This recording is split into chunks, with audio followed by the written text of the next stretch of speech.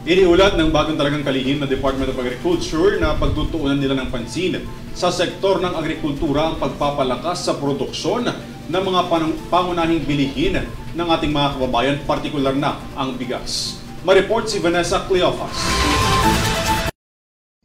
Sa kauna-unahang pagharap ni Agriculture Secretary Francisco Chu Laurel Jr. sa media, ibinahagi nitong ilang mga hakbang na kanyang gagawin sa DA na mas lalo pang makakapagpaunlad sa sektor ng agrikultura alinsunod sa direktiba ni Pangulong Ferdinand Marcos Jr.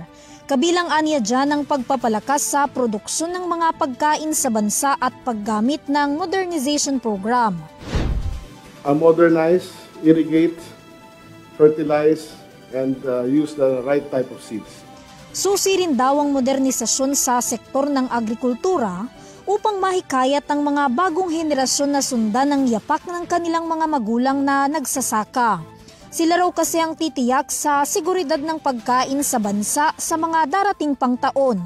Samantala, nabanggit din ni Chu na sa ngayon ay imposible pa raw makamtan ang 20 pesos na kada kilo ng bigas sa bansa. Gayunpaman, patuloy pa raw ang kanilang pagsisikap upang maging abot kaya ang presyo nito na mas magaan sa bulsa ng mga mamimili. 20 peso per kilo was an aspiration, di ba? Ang problem now, we are in the 15-year high sa world market, di ba?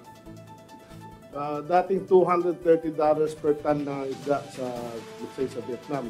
Today, it's $700 per ton. So today, that is not possible.